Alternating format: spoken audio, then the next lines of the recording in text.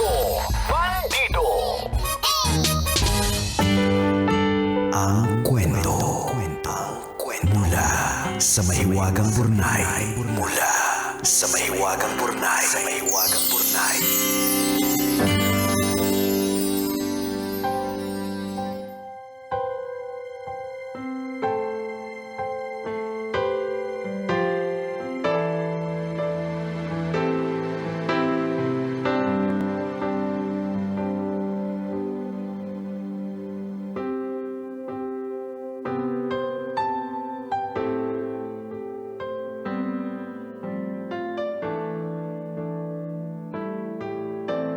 Creating PDF will let you know when it's ready. Teka lang. Alam mo naman Loading. dito. Loading. Ayan. PDF created. Open. Sorry po Alam nyo naman pag kwento na Mahiwagang Burnay live. Yan. Hindi po namin alam kung ano talaga. kung ano ang mga ganap. Anyways, ito na. Dear kumikinang na tambalang Nicole Yala at Diego Bandido. Magandang hapon po sa inyo at sa lahat ng listeners ninyo. Ako po si Fe, mula sa bayan ng Dingras, Ilocos Norte. Naging tagapakinig ninyo ako simula nung panahon ng pandemya at ito na po ang ikatlong sulat ko. Yung una po ay tungkol sa aking cancer journey at yung pangalawa naman ay tungkol sa baon ko tuwing kumakain kami sa labas. Kamakailan lang ay napanood ko sa YouTube ang panayam ni Karen kay Nicole kaya naisipan kong ibahagi ang miracle story ng aking panganay na anak na si Faith. Ganito po kasi. May chicken pox at lagnat ako habang nagle-labor kay Faith. Dahil sa kalagayan ko, agad siyang inalayo sa akin pagkapanganak ko. Bawal ang formula milk sa ospital kaya labis na lang ang pasasalamat ko sa isang kapwa-ina na pumayag na padedehin ang anak ko. Sa ikasampung araw ni Faith, nagka-chicken pox din siya. Sobrang nakakaawa. Punong-puno ng bulutong ang kanyang balat at wala siyang tigil sa pag-iyak. 1 month pa lang, nagka-meningitis naman. Idineklara ng doktor na 50-50 ang lagay niya. Humanap pa na ako ng ministro upang ipanalangin ang aking anak. Dumating naman agad si Kadjo, ang aming ninong at ministro, at taimtim na ipanalangin si Faith. Kay buti talaga ng Diyos, makapangyarihan at maawain, dahil dininig niya ang aming mga panalangin. Sa kabila ng babala ng doktor na maaaring maapektuhan ang mga senses ng aking anak, posibleng hindi siya makakita, makarinig o makapagsalita. Lumaki siyang walang naging bakas ng anumang epekto ng meningitis. Ngayon si Faith ay isa ng Certified Public Accountant, US Certified Management Accountant, at nagtatrabaho sa isang auditing firm. Isa rin siyang organista sa aming kapilya at ginagamit niya ang kanyang talento sa masiglang paglilingkod sa Diyos. Isa rin siya sa marami ninyong mga listeners. Minsan na rin siyang sumulat sa Mahiwagang Burnay at nabasa ito nung unang anibersaryo ng kanyang pagiging CPA. Siya at ang aking bunso ang nag-impluwensya sa akin upang maging tagapakinig ng programa ninyo. Ang mga kwento at aral mula sa Mahiwagang Burnay ang madalas naming pag-usapan. Isa itong daan upang mas makilala ko sila ng lubusan bilang aking mga anak. Ang dalangin ko sa Ama ay sana makatagpo siya ng lalaking tunay na magmamahal sa kanya. Higit sa lahat, yung makakasama niya sa masiglang paglilingkod sa Diyos. Maraming salamat Nicole at Diego sa pagbasa ng aking kwento. Naway tumagal pa ng matagal ang inyong programa dahil isa kayo sa mga nagpapasaya at nagbibigay inspirasyon sa mga tagapakinig ninyo. sobrang namimiss namin si Chris. Pero salamat at nandyan si Diego. Tuloy pa rin ang kasiyahan at aral sa inyong programa. Ang inyong kumikinang na tagapakinig, Fe. Fe, maraming salamat and Fe, God bless you. Napakaganda naman ng story of inspiration na Yes. ibinigay mo sa amin. And truly, lagi nating sinasabi po ito na everything happens for a reason. Mhm. Kahit masakit, Totoo. kahit mahirap. Yeah. Mahirap lang talaga siyang intindihin at the moment. Yes, at the moment, At the moment, ang bigat nun. Halimbawa, ganito lang kasimple. Lagi nating example to. Nadapa ka. Nabutas yung sa may tuhod mo. Nagkaroon ka ng malaking sugat. 'Di ba? Pwede mo bang sabihin sa kanya na okay lang siya? Hindi naman siya okay. Ay, okay lang yan. Okay lang yan. Tumutulo na yung dugo. Dumudugo. Sumisirit. Sumisirit yung dugo. Tapos sasabihin mo sa kanya, okay lang yan. May dahilan ng lahat. 'Di ba? Yeah, totoo.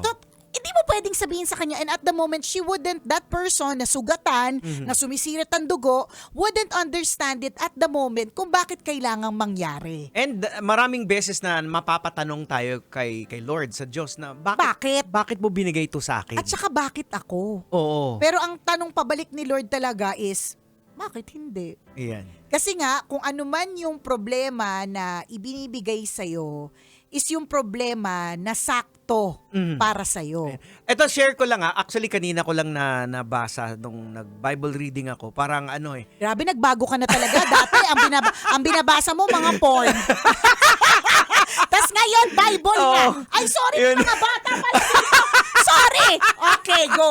Ayan, so doon ko nakita ang isa sa mga parable na sinabi ni Jesus Christ. Sa Luke ko to nabasa kanina na ang inaatake talaga is yung strongest man sa loob ng bahay. Ang Usually inaatake yun talaga yung tinatarget. ng mga soldiers, ng kalaban. ng kalaban. Ng kalaban. Halimbawa, Oo. ng devil, ng Oo. demonyo. Yung strongest. Kasi pag tinanggal mo yung strongest man, kukulaps na yung buong tahanan eh. Tama din naman. So, Pero ang tanong ko, Lord, okay, gets ko yan. Pero ang tanong ko, Lord, kasi bilang, lagi ako kasing strongest soldier eh. Oo. Kailan po ako nagpalista? Bilang sundalo. alam ko, like sa'yo, di ba? Oo. Ikaw yung inaatake kasi alam kasi ng kalaban na ikaw yung parang pundasyon, ikaw yung pinaka-strongest soldier dyan sa family nyo eh. Diba? So once na Totoo. mag-collapse kasi yung strongest soldier, pag tinali ng magnanakaw yung wala nang magagawa yung mga Yung mga sa loob ng bata wala nang oo. magagawa eh. So Kasi yun yung inaatake ng kalaban. Yung source of strength, Yes. yung inaatake. Mhm. Di ba? Nakakalokang isipin, di ba? Kaya pala, kasi there are times, no, para dun sa mga kapwa nating strongest soldier ka rin eh. Oh, yeah. Kabilang tayo dun Oh, eh. yan. Sabi ko nga minsan, Lord, okay, nakakapagod pong maging strongest soldier. Kailan po ako magiging Disney princess? Kasi parang kailan yung Disney princess part? Laging strongest soldier, no? Pero para dun sa mga kapwa nating mga strongest soldiers, there are times that we feel like, Lord, bakit ako na naman? Kasi Sunod-sunod nasa yan. Bible, Combo. combo, Ayan. double hit, nakakalurke. Pero yun nga, katulad ng lagi nating sinasabi, blessed naman yung mga strongest soldiers. Aha. Kasi ang itinuturo talaga sa atin is endurance. Oh, tama. Ang tinuturo talaga sa atin, sandamukal na lessons. Oo, pag hindi mo na kaya, kagaya dito sa nangyari kay Fe, di ba? Ang sabi naman ni Lord, wala namang ibibigay na pagsubok sa'yo, di ba? Yung point mo kanina. Na hindi mo kaya. Na hindi Kasi mo ang bawat kakayanin. pagsubok, naka-custom made Designed, para sa'yo. oo, Designed. custom. Perfectly made for Oo, you. so- Yung blessings mo, para sa'yo yan. Oo. Yung problema mo, para sa'yo yan. Pag dumating Oo. ka doon sa point na parang hindi mo na kaya, give up ka na, gagawa ng paraan si Lord, which yung ministro yung ginamit. Correct, di ba? totoo. So, doon mo makikita na balance, amazing talaga yung, especially, kagaya nila, yung bisita natin, di ba? Oo nga. Yung bisita natin Yung dito ngayon. alam niyo po, sabi ko nga nakakatuwa po kapag kami po ay nakaka-meet ng mga taong aktual na sumulat sa Mahiwagang Burnay. Kasi it makes the Mahiwagang Burnay human. Yeah. Ibig sabihin, kung etchosera man kami ni Diego, Gawa-gawa lang kami ng kwento. gawa-gawa kami ng mga kwento, imbento kami ng mga advice, ganyan. Yung mga kwento na Mahiwagang Burnay ay legit, na Yeah. galing sa mga legit na tao. So meron po kaming bisita ngayon. Syempre, nagsorry ako sa kanya kasi hindi ko natandaan yung kwento niya. Kasi nga, Oh. Sir, ulam ko kanina, limot ko na. kwento mo pa ba ng 2023? Although, Uh-huh. when the story really hit me at naghalo yung sipon ko sa luha ko, natatandaan ko. So, itong bisita natin, sir, ano ang pangalan mo, sir? John Hernandez. Ang Yes, si kwento John. niya ay yung kwento ng kanyang misis na meningitis din, di ba? Encephalitis. Magkakaakibat yan kasi magkakapatid yan Oo. sa brain ba yung kanya? Hindi. Brain. Brain, Ayan. Kinuha ni Lord, sabi ni Lord, akin ka na, ganyan. It's very difficult. Ilang taon lang yung anak mo to. Noong time na yon, ilang taon lang siya. 7 lang So, siya. 7 years old. Ang liit-liit, di ba? Napakahirap nun. And during that time, I'm sure, parang hindi mo alam paano mo move forward.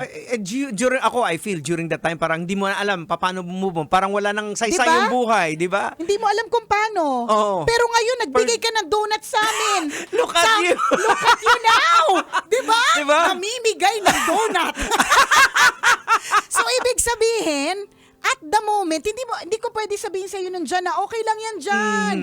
Diyan ka lang, dyan. Diyan ka lang dyan, Okay. Ayos lang yan, may rason ng lahat. Maaaring tama naman yung sinasabi ko, pero for the person na namatayan ng asawa, hindi mo maiisip na okay lang kasi hindi siya okay. Pero eventually, hopefully, okay na talaga, nag-heal na si John, di ba? I mean, nakabisit na siya sa atin, di ba? And eventually, yung fully healed, yung kanyang anak ay kamukha ng kanyang misis. Dinesign ni Lord din yan. Ayan, oo. Oo, may purpose talaga din yan. si Pwede Lord. naman kamukhang-kamukha mo eh. Pero hindi. Kamukhang-kamukha ng misis mo. May design. Ayan. Perfectly designed. Ayan, o, Diba? So, mahirap man isipin, kalmahan natin. Kapit. Strongest soldier. Pero Lord, promise, hindi ako, pwede rin ako maging Disney princess. Try mo lang, baka bumagay naman sa akin. Nakakaloka. Alam mo, ito lang nakikita ko ngayon na parang si Nicole Yala naku-corner ng mga testimony sa paligid left and right. Itong nagpadala ngayon ng kwento ng May Hiwagang Burnay, si Fe. And yung bumisita sa atin. Correct ka, di So ba? parang may pinapakita. Kaya nga hindi po sa akin, ito lang ang sasabihin ko, Lord, kung may intention ka na parang ihilera ako kay Mother Teresa, hindi po sa akin bagay. Charot! Diba? Pero it's always because, I think maybe because, and siguro kaya din, nangyari yung kay Princess, ako, hindi ko masasabing I fully understand kung ano Pero yung kita nangyari mo sa connected akin. lahat yung nga story. Yung ngayon, yung sa Oo. Burnay, yung bisita natin, Correct. yung kay Princess. Tama. Di ba? Para may sinasabi sa'yo. Mamaya ko naisipan, ang dami ko naisip. Pero meron yan. Yeah, oo. Meron yan. Oo. Ikaw naman yung pastor, ikaw na ikaw na mag-isip para sa akin, splok mo na lang sa akin. Diba? Pero laging meron. And I feel like, makaka-relate at resonate ako lalo kapag ka dinaanan ko. Dinaanan ko. Oo. Diba? Oh. And I tell you po mga kabisyo, I can say now with all certainty that akala lang natin may mga pagsubok na hindi matatapos, pero natatapos pala. Alam mo, sobrang, I don't know if you saw my post. Well, ang dami ko palang pinopost. So, Saan? Saan? Alin doon, Nicole? Sa dami mong pinopost. So, sa personal account ko, nag-memories ang Facebook of Kay Ren. of what happened 6 years ago. Post ko yon 6 years ago. Ano siya ano tawag dito, hindi ko makakalimutan yon kasi carefully crafted ko yung post na yon and alam ko yung damdamin ko on that day. Alam ko talaga yung damdamin ko that day. Kaya sabi ko, pinaalala to siya sa akin.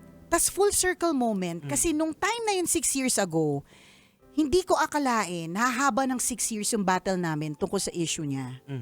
And then 6 years later, today, masasabi ko with all certainty, it is finished.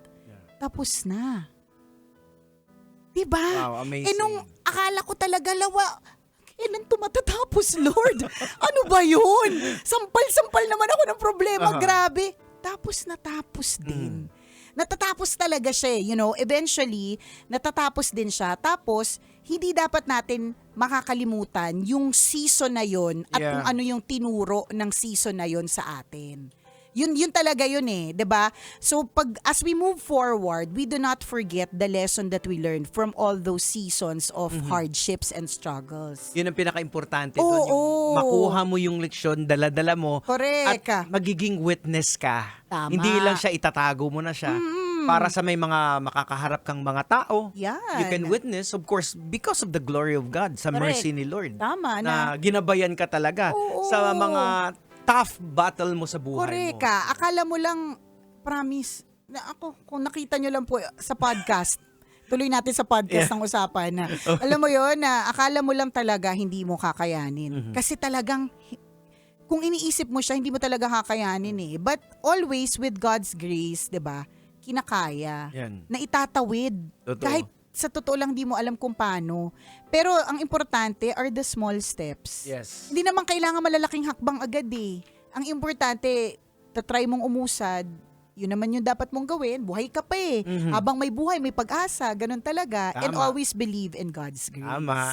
At meron tayong laging pinanghahawakan yan ay si Lord. So true, lalo!